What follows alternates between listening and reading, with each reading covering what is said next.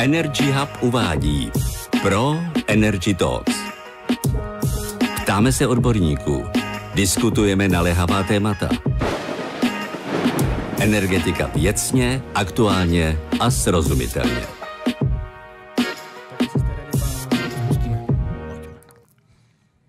Všem našim posluchačům přeji krásný den, jmenuji se Ivo Apfel a vítám vás u dalšího dílu podcastu Pro Energy Talks. Samostatným bateriovým úložištím zazněl dlouho očekávaný startovní výstřel. Novela Lex OZE 3, respektive její část potřebná pro rozvoj stand-alone akumulace v České republice, vešla v platnost 1. října 2025. Účinnosti nabyly také upravené vyhlášky v gesci Energetického regulačního úřadu. Po letech příprav a prezentací tak konečně spatří světlo světa projekty velkých bateriových úložišť. Co to znamená pro trh, soustavu a i další technologie? O tom si budeme v dnešním díle podcastu Pro Energy Talks povídat s panem Pavlem Beranem, vedoucím financování energetiky v Komerční bance, a Luďkem Šikolou, partnerem v advokátní kanceláři Doucha Šikola. Pánové, vítejte ve studiu. Děkujeme, dobrý den. Dobrý den. První blok bychom mohli nazvat budoucnost velkých baterií v České republice a tak se hned ptám. S projekty bateriových úložišť se oba setkáváte v poměrně rané fázi přípravy. Kdybychom se zde sešli do roka a do dne, o kolika dokončených projektech připojených do sítě si myslíte, že bychom se mohli bavit? S jakou kapacitou počítáte či výkonem? No, to je určitě jako velmi složitá otázka, protože určitě všichni víme, jaký kapacity jsou obsazený u distributorů, v podstatě jaký velký gigawaty jsou v diskuzích. Teď je otázka, kolik z toho se reálně postaví. Já, když se na to můžu podívat tou optikou, s jakými projekty my se potkáváme u nás v bance, tak bych si tipnul, že budeme určitě hovořit o výkonu přes gigawatu. Mhm. Když se na to podívám, kolik je žádostí o ten rezervovaný výkon, tak v kapacitě to je několik gigawatt hodin. Samozřejmě souhlasím s panem Beranem, že zdaleka ne všechno se uskuteční, ale myslím si, že kdyby se uskutečnilo jen 10%, tak jsme v nějakých stovkách megawatt hodin. Distributoři spustili příjem žádostí o připojení samostatně stojících baterií vlastně nedávno. EGD s tím přišlo o něco dříve, ČEZ v podstatě před pár dny, a to v návaznosti právě na zákonnou úpravu, která vyšla v platnost již zmiňovaného 1. října. Kdy můžeme očekávat připojení prvních projektů do sítě? Jak rychle lze vlastně dneska takový projekt zrealizovat? Myšleno od zajištění pozemku přes získání financování až po dodávku a instalaci samotné technologie. No, já když se na to podívám zase tou optikou bankéře, to znamená, my se většinou dostáváme k těm projektům v situaci, kdy už určité penzum, speciálně takové té přípravy, je za tím investorem, to znamená, měl by mít stavební povolení nebo aspoň požádáno a měl by mít nějakou rozumnou míru jistoty, že ho dostane, měl by mít vyřešeno samotné to připojení, protože to je alfa omega každého toho projektu a od toho okamžiku já si myslím, že je to otázka i, řekněme, odvahy možná toho investora, jestli je schopen a ochoten zaplatit tu zálohu za dodání toho bateriového úložiště s předstihem ještě třeba předtím, než bude mít zajištěno bankovní financování a jít do toho rizika, že se mu to třeba nemusí povést, anebo to třeba bude financovat celé z vlastních zdrojů nebo s nějakým jiným investorem.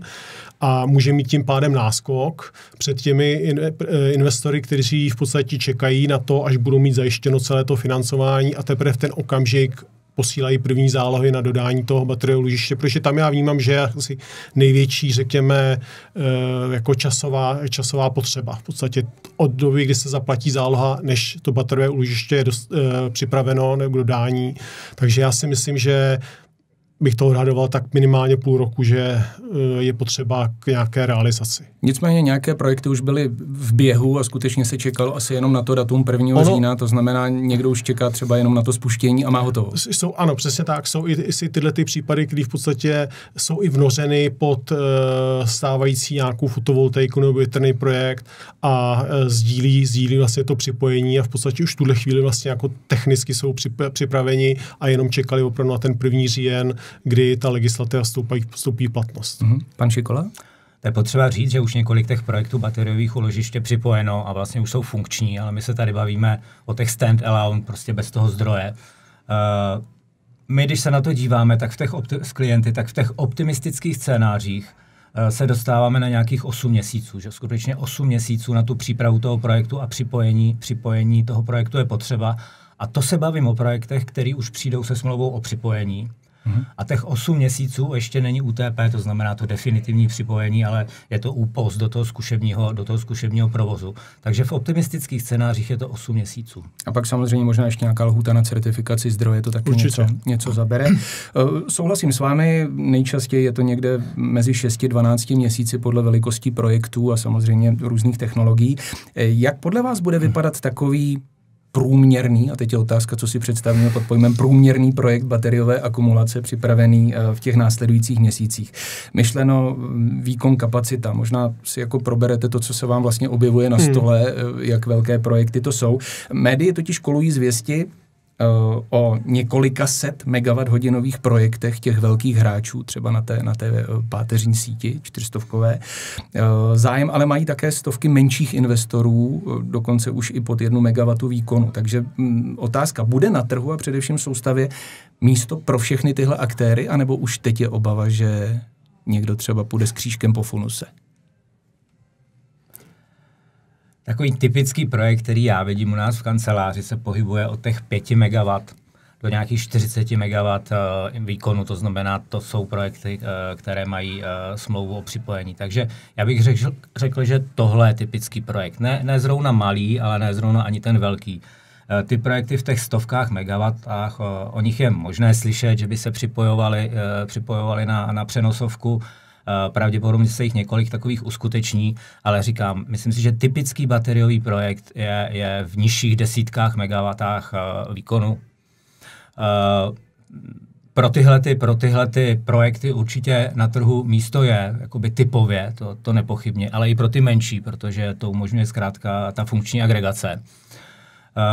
Pokud byste se ptali, jestli se všechny ty projekty udrží na trhu, no tak neudrží, že jo? Protože právě je to trh, který to nějakým způsobem i čistí.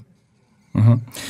A případně se vlastně hovoří o tom, že když skončí ta flexibilita, řekněme technická, to znamená SVR přímo pro ČEPS, tak to bude ta obchodní flexibilita, která možná do budoucna bude skýtat ještě větší možnosti. Je to tak, z mýho pohledu se nedá asi kalkulovat s tím, že by ta návratnost té investice mohla být postavená jen na té technické flexibilitě, na těch výnosech za ty SVR služby, ale musíme počítat právě s těma dalšíma, řekněme, obchodníma modelama, které ty bateriové umožňují, to znamená s nějakým tradingem, s nějakou obchodní flexibilitou a řekněme, kombinaci těch 3 zdrojů, pak ta návratnost podle mého názoru na smysl dává. Už 2krát jste naťuknul slovo návratnost. Pro investory je to vlastně alfa a omega. S jakou návratností vy dnes počítáte jakožto banka, která to má zafinancovat?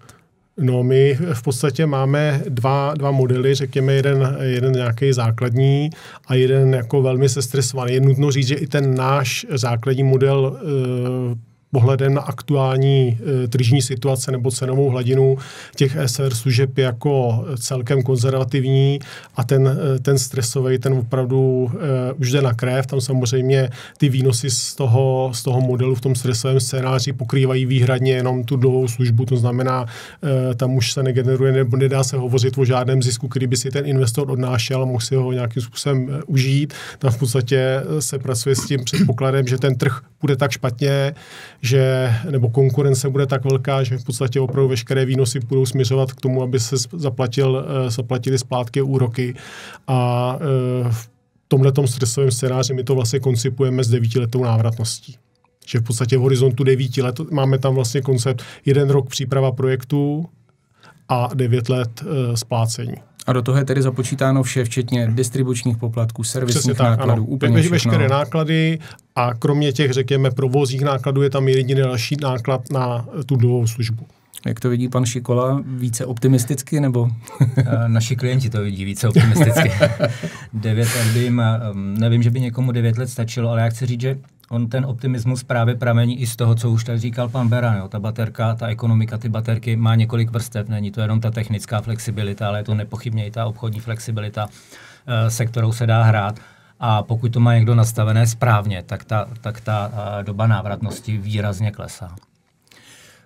Jak připojování těch velkých standalone baterií a také jejich třeba geografické rozmístění v rámci republiky ovlivní kapacita distribučních sítí? Narážíte už dnes třeba s vašimi klienty na nedostatečnou kapacitu? Například jsou tu mapy, já myslím, že všichni investoři je viděli, mapy připojitelnosti třeba společnosti ČEZ Distribuce a tam to vypadá, že v České republice je vlastně jenom pár takových maličkatých ostrůvků, kde je možné samostatnou akumulaci do sítě na hladině VN nebo VNN připojit. Nicméně spousta zájemců už asi spadá do té mapy vyčerpané, protože ty smlouvy o připojení mají. Je to tak, ale zároveň je potřeba říct, že se často potkáváme i se situací, kdy tam v podstatě není vyrovnaný výkon a příkon. Že v podstatě ten investor musí vzít za věk tím, že má 4 MW výkonu a versus 3 MW příkonu, což není určitě jako optimální varianta. Má to významně negativní dopad na celou tu ekonomiku toho projektu. Spousta investorů v podstatě je v nějaké mezifázi, kdy očekává, že mu to třeba distributor bude v nějaké dohledné době schopen dorovnat a podobně. Takže určitě jako ta situace jako s těmi možnostmi distribuční sítě jako není růžová. Jako v tuhle chvíli bych to opravdu jako považoval, že je jako rozprodáno. Pane Šikolo, není to také tím, že jsou třeba vyblokované ty kapacity od někoho, kdo je reálně nevyužije? Nebo víme třeba, do jaké míry jsou takhle vyblokovány? To nové připojení je nepochybně největší bariérou pro rozvoj nových projektů bateriových. Proto taky teďka na tom trhu to, co nejvíc probíhá, tak je vlastně prodej těch práv a povinností ze smlouvy o připojení nebo ze smlouvy budoucího připojení. To je to, co vlastně v tuhle chvíli ten trh jakoby aktivuje a akceleruje a na základě vlastně těch přeprodaných smluv o připojení se realizují projekty. Ano, zároveň právě vlastně tímhletím způsobem probíhá ta redistribuce těch připojovacích výkonů a ano, nepochybně spoustu z těch držitelů smluv o smlouvě budoucí nezaplatí polovinu toho připojovacího poplatku a tu kapacitu uvolní. Teď s tím budou asi trošičku čachry, protože jak už jste zmínil, baterie tu připojené jsou, ale vždy jsou propojené s nějakým zdrojem, to znamená ty stand-alone tu zatím fyzicky, pokud já vím, nejsou, ještě se to nepodařilo. A budou se samozřejmě měnit ty smlouvy. Takže vytlačí ta samostatná bateriová akumulace z trhu jiné technologie, ať už pro poskytování služeb výkonové rovnováhy nebo takzvanou obchodní flexibilitu, tedy především uložení té levné elektřiny pro spotřebu ve špičkách. Právě, že se stávalo často, že investoři, s nimi jste dříve třeba spolupracovali na těch tradičních energetických projektech a chtěli pořizovat třeba diesely, tak za vámi nyní přicházejí, že to chtějí změnit právě na bateriová úložiště. A teď jsem vlastně i zjistil na semináři ČEZu, že vlastně v tu chvíli, kdy budou chtít tuhle změnu provést, tak jim dokonce hrozí, že vlastně o část toho výkonu můžou přijít. Je to tak, my se s tím potkáváme. Samozřejmě ty investoři, kteří za námi přišli před půl rokem, tak nemohli mít, speciálně v tom regionu ČEZu Distribuce nemohli mít v podstatě smlouvy budoucí na samostatně stojící baterku, takže se to obcházelo tou kombinací baterie diesel, baterie fotovoltaika nebo nějak podobně s tou vidinou, že se to pak jako následně přeschválí. My jsme samozřejmě v tom, nebo doteďka v tom vidíme riziko jednak minimálně časového posunu, protože i ten ČEZ Distribuce bude mít nějaký procedury, které se musí podstoupit, aby v podstatě k té změně došlo. A také jsem poslouchal ten webinář ČEZ Distribuce, kde zaznělo ta hrozba, že nutně nemusí dostat ten výkon nebo to připojení v těch původních parametrech, že tam může dojít k nějakému omezení. 20% myslím snížení, což není málo. Což určitě není málo. Takže uvidíme, co ta praxe přinese. No, každopádně, abych ještě odpověděl na tu vaši původní otázku, myslím si, že ty bateriové úložiště opravdu jako do velké míry ty původní technologie, ať už to jsou diesely, o mařičích snad ani nemusíme ani mluvit, takže opravdu jako velkou část toho trhu v podstatě jako budou saturovat. Určitě baterky vytlačují ty diesel agregáty, protože většina těch smluv, a hlavně tedy s ČEZem, je skutečně spojená s rezervovaným výkonem u toho diesel agregátu, takže z těchto smluv v naprosté většině ta baterka tuhle technologii vytlačí. Uvidíme tedy, jak bude ČEZ reagovat na ty návrhy na dodatkování těch smluv. Nicméně já považuji za dost transparentní to, co řekli, to znamená, my to změníme, my vám to změníme, sice vás možná zkrátíme až o 20%, ale jsme ochotni vám to určitě změnit, což je nějaká jakoby jistota, se kterou se dá zkrátka pracovat. Teď je ale otázka, jestli tam, kde měli ty diesely a měli tam rezervovaný výkon, tak jestli dostanou ten příkon, tu kapacitu. No, tak. Alfa, omega. Myslím, že se můžeme přehoupnout do bloku, který bychom mohli nazvat za číslicí 2. Jaký trh se samotnými bateriemi, takzvanými stand-alone, se nám vlastně nyní rodí? Na legislativu a veškeré související předpisy právě umožňující provoz samostatné akumulace se česká energetika dlouho načekala. Jaké podmínky pro její rozvoj se tedy nakonec podařilo státu připravit? Může na těchto základech vzniknout nějaký zdravý tržní ekosystém?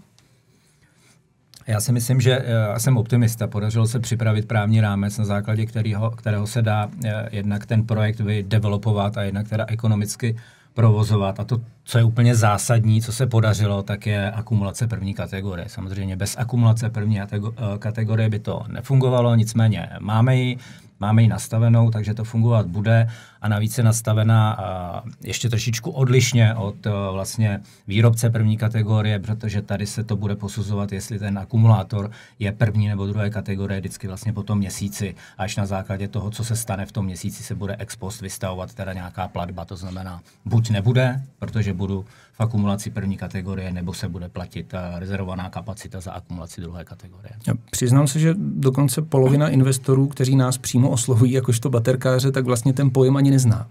No opravdu, akumulace první kategorie jim unikne, když jim člověk vlastně vyčíslí při jejich uvažovaném výkonu, kolik to ročně dělá, tak jsou vlastně zaraženi a přemýšlejí třeba o tom, když to mají ve spojení s nějakým areálem fotovoltaikou, jak z toho vlastně utéct a udělat stand-alone baterku, pravda. Pan Beran? Já to vnímám podobně. Na druhou stranu si myslím, že ještě nějaká cesta před námi, aby jsme v podstatě ty pravidla nastavili úplně ideálně tak, aby v podstatě se využilo toho potenciálu, který v tom biznise s těmi bateriovými úložišti je. To znamená otázka distribučních poplatků při nabíjení, vybíjení a podobně v podstatě tak, aby jsme dosáhli opravdu toho optima. Mhm. Příslib toho bateriového boomu teď láká řadu investorů, kteří vůbec třeba doteď do energetiky nedělali, prostě věnovali se jinému biznisu, ale zaslechli z různých stran, že je to teď trendy a že se na tom dá vydělat a rychlá návratnost. To okno té příležitosti se jim tedy otevírá, ale jsou bateriová úložiště z pohledu právního a finančního opravdu tak přístupnou investicí a nebo to skýtá spoustu rizik, na která třeba ten investor na začátku vůbec nemyslí? Na co si dát největší pozor? To, co já vidím, tak největší pozor je potřeba si dát, aby člověk nekoupil zajíce v pytli, protože je tady teďka na trhu spoustu projektů, které pravděpodobně nebudou moc být dokončeny, protože tam nedojde k naplnění té smlouvy o připojení, protože se nepodaří získat pozemky, nebo se dokonce nepodaří z nějakých, řekněme, environmentálních důvodů zajistit to povolení záměru. Tak je hodně dobré si dát velký pozor na to, co kupuji, protože dneska se kupují ty projekty skutečně na úplném začátku, to znamená opravdu jenom s tou smlouvou budoucí o připojení. To ještě často jako s negarantovaným rezervovaným výkonem. Takže na tohle je potřeba si dát pozor, taky si to spočítat. Ono i s tím negarantovaným rezervovaným výkonem to lze provozovat, ale je potřeba vědět tedy, že to tam je. A pravdou taky je, že v kodexu ČEPSu se počítá i vlastně s tím dispečerským řízením v době toho negarantovaného výkonu, takže tam pak nenastupují ty sankce po té, co jaksi nevyhovím aktivaci ČEPSu. Takže i s tou negarantovanou smlouvou se dá vyjít a ten projekt realizovat. Nicméně jsou tam další zádrhele, včetně pozemkových a povolovacích.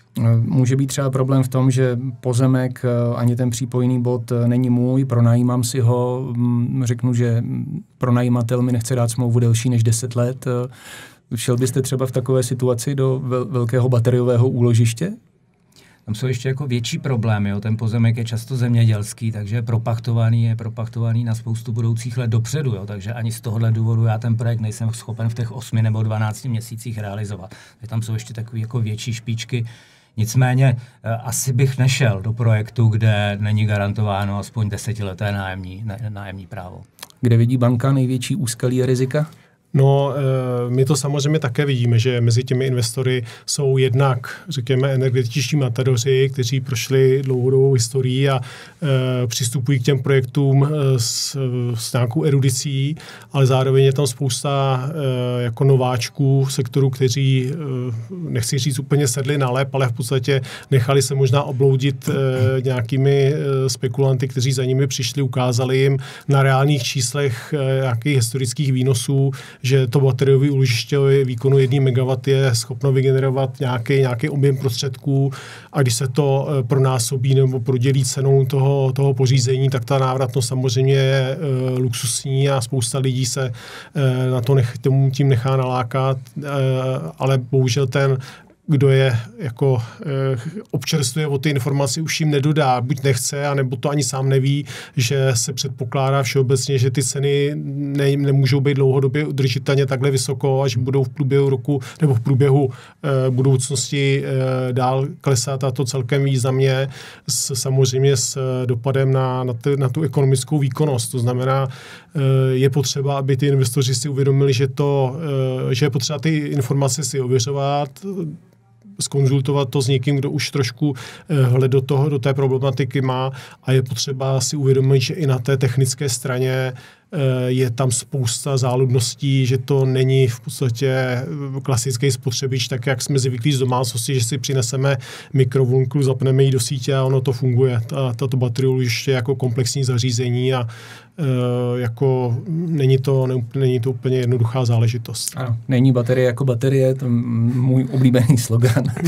Ta samostatná akumulace by měla posílit roli agregátorů flexibility. Pojďme se teď trošku pobavit právě o nich. Tuším, že v České republice už máme přes 50 agregátorů a přesně, jak se ptají zákazníci, jakého doporučit a podle čeho. Není agregátor jako agregátor, ale chci se zeptat trošku přece jenom jinak. A ta správně nastavená spolupráce právě mezi agregátorem a zákazníkem je základem návratnosti té investice do baterií. Jaké by měly být základní parametry takové dohody? Možná spíš otázka teď na pana Šikolu. Je možné se třeba nějak inspirovat zahraniční praxí ze zemí, kde už ty baterky delší dobu běží? Na co si dát pozor v tomhle vztahu agregátor-zákazník? Já chci říct, že těch agregátorů, teď vy jste říkal, že jich je 50, jejich počet ještě bude stoupat, takže ten konkurenční boj bude ještě zuřivější a zuřivější. A tím pádem je samozřejmě další prostor právě v těch agregačních smlouvách, to znamená, jakým způsobem tu spolupráci nastavit. To, co je na prvním místě, to, co vždycky zajímá určitě i banku, jakým způsobem se bude řešit ten příjem z poskytování flexibility nebo sever. To znamená, jestli bude fixní, jestli bude nějakým způsobem se dělit mezi agregátora a provozovatele té akumulace, anebo jestli to bude nějakým způsobem se kombinovat. Všechny tři tyhle ty možnosti v té smlouvě jsou možné a všechny tři se také v těch smlouvách objevují. To, co je určitě důležité, je samozřejmě doba trvání té smlouvy a také rychlost, jakým způsobem z té smlouvy můžu odejít. To znamená, že už dneska vidíme, že jsou i jednoměsíční výpovědní lhůty. Ono to může být výhodné jak pro agregátora, tak pro provozovatele té akumulace. Právě proto, když se ukáže, že ta výkonnost toho agregátora není taková, nebo agregátor vidí, že ta baterka, její účinnost je prostě úplně někde jinde, než bylo zpočátku slibováno. Takže to může být fajn pro obě strany. To, co je další důležitou věcí, vlastně jaký prostor si tam ten provozovatel té akumulace vydobíde pro sebe. On si může vzít nějaké jaksi okna, kde řekne, že v téhle chvíli nebude poskytovat služby výkonové rovnováhy, že tu baterku potřebuje pro sebe, pro svůj provoz. Pak není standalone, ale?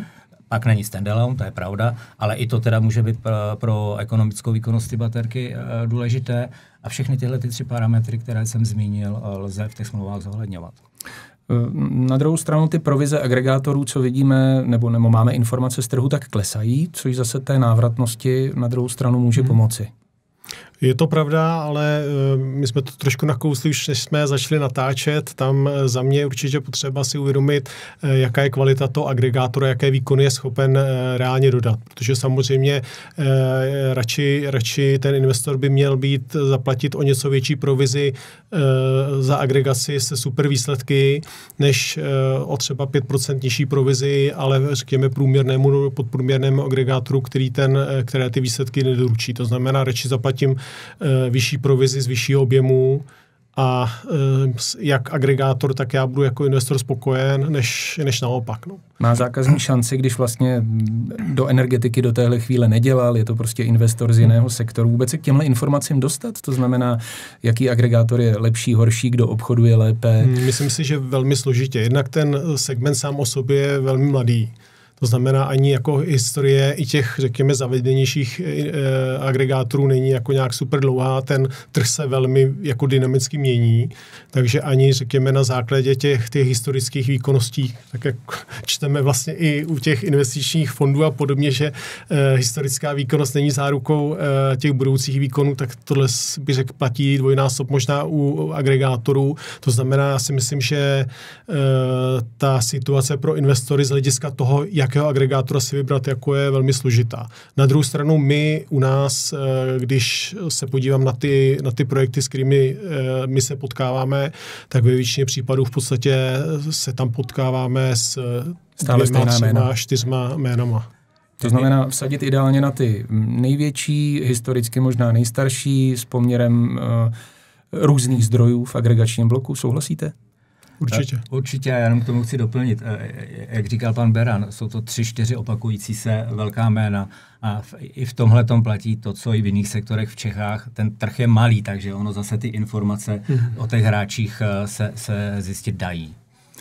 Výstavbu obnovitelných zdrojů, především solárních a větrných elektráren, dlouhodobě zpomalují zdlouhavé povolovací procesy. Dokonce v případě těch větrných elektráren se prý na potřebná povolení mnohdy čekalo 7, ale i více let.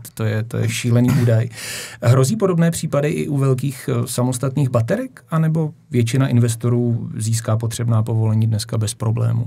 Už jsme se tu teda bavili o smlouvě o připojení, ale spíše myšleno asi stavební povolení a ty věci okolo. Já bych očekával, pokud teda se možná odlídnem od těch super velkých projektů o výkonu 100 MW a víc, tak bych očekával, že taky to měřítko těch 7 let u těch větrných elektráren je dramatický, takže tam pak se dostat pod tu laťku je relativně snadné, ale jako reálně si myslím, že u těchto projektů by to mělo být významně jednodušší v podstatě. Já nečekal bych jako úplně nějaký velký komplikace. U těch větrníků je to často způsobený environmentálníma hlediskama, odporem těch místních referent a podobně, kdežto u těch bateriových úložišť přece jenom je to i na jednotku výkonu, je to relativně malý zařízení, moc to nehlučí, moc to jako není vidět, není to nic vysokého podobně, takže já bych tam nečekal ten typ toho zpomalování těch projektů, jako je u těch větrných elektráren, takže tam jsem optimista a myslím si, že by to mělo být jako dramaticky lepší.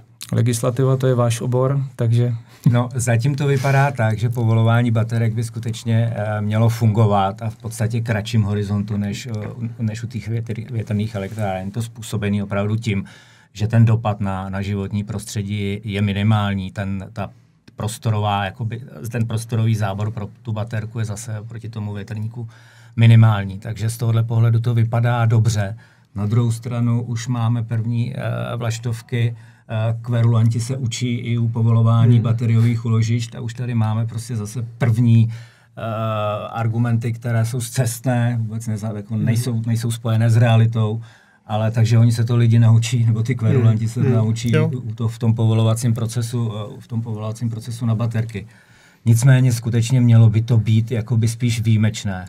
Už je to daný spíš opravdu osobností toho člověka, protože ty reální dopady jsou reálně malé.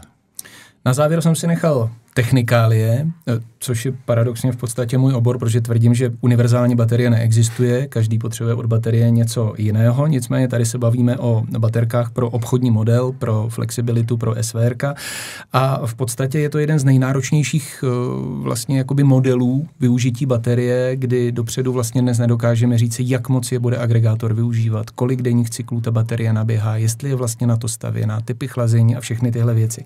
Tak by mě zajímalo, jestli do vlastně posuzování banky Vstupuje tohle kritérium, jak moc vlastně kvalitní baterie je, jestli vůbec se tím vlastně zabýváte, jestli může žadateli o úvěr pomoci to, že má dobře zpracovanou třeba smlouvu s dodavatelem té technologie, hodně podrobnou datasheet, poskytne vám nejenom ty parametry, ale třeba i servisní smlouvu, jakým způsobem se o to úložiště bude starat.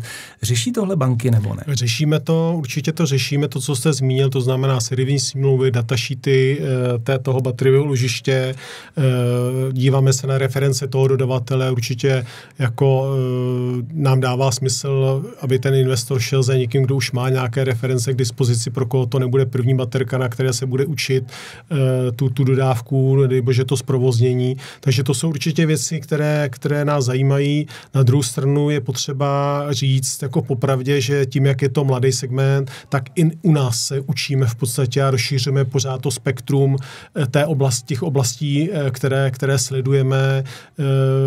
Určitě se budeme časem víc i bavit o nějaké kyberbezpečnosti a podobných hlediscích. Takže těch věcí, které ty úložiště sebou, tak jak je to složitý pro investora, myslím si, že velmi podobně je to složitý i pro nás jako pro banku a pořád se budeme učit v podstatě tím, že i ty technologie pořád vlastně se vyvíjejí. Před časem jsme se v zásadě potkávali jenom se vzduchem chlazeným a úložištěma. Teď už v podstatě vidíme, že standardem je kapalinou chlazené úložiště, takže tady asi nikdy nebudeme ti nejchytřejší. Spíš bylo myšleno, jestli bude rozdílný pohled banky na to, když se bude jednat o ryze čínskou technologii dovezenou prostě all-in-one, anebo u projektu, který přeci jenom bude ať už z části větší, menší, vlastně i evropský. V tuhle chvíli jako my nemáme specifické výhrady vůči all-in-one čínské technologii. S tou výhradou, jak jsem se dotknul toho prvku kyberbezpečnosti, ten nejvyšší, řekněme, level toho řídícího systému, to je bateriuště, který by měl být v podstatě jako z pohledu evropského bezpečný. To znamená, tam asi bychom ten čínský element jako nechtěli, prostě potřebujeme, aby v podstatě tu kontrolu nad tím úložištěm měl někdo jako geopoliticky bezpečný, to tak řeknu. Ještě v návaznosti na tuhle otázku poprosím pana Šikolu, nehrozí tady to, co už se ale ukázalo, že se v historii vlastně v části Evropy vlastně dělo, že určitá značka kdesi na trzích dostala stopku z nějakých důvodů, ať už kyberbezpečnost nebo jiná. Tuším, že vláda si letos schválila jakési veto, teď nevím, jestli přímo jde o zákon, že vlastně může říci, že s určitými značkami, technologiemi vlastně se třeba kritická infrastruktura do budoucna nebude řešit. Co vy na to? Jaké je to riziko?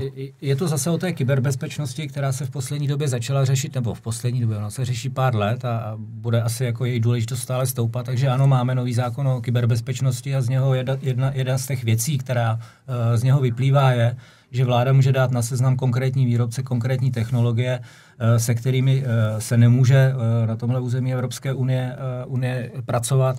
Samozřejmě bude mít jakoby zásadní dopady na financování takových projektů.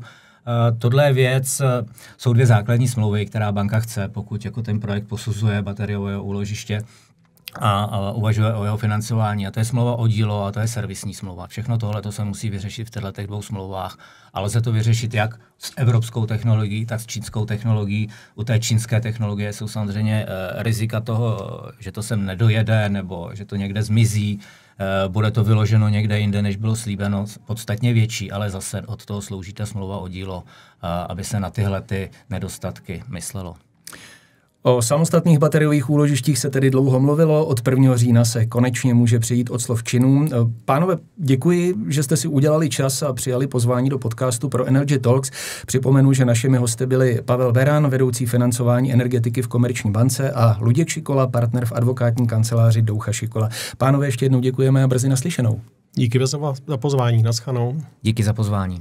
Na závěr bych ještě dodal, že se posluchači mohou s oběma dnešními hosty setkat už za měsíc, a to 6. až 7. listopadu v Hustopečích na konferenci pro EnergyCon 2025, kde se oba zúčastní diskuzního panelu na téma moderní ředitelné zdroje. Spolu s vámi pak usednou také René Neděla, vrchní ředitel sekce energetiky Ministerstva průmyslu a obchodu, Alexandr Černý, ředitel sekce regulatorních činností a mezinárodní spolupráce Energetického regulačního úřadu, a také Jan Fousek, ředitel Asociace pro akumulaci energie Akubat.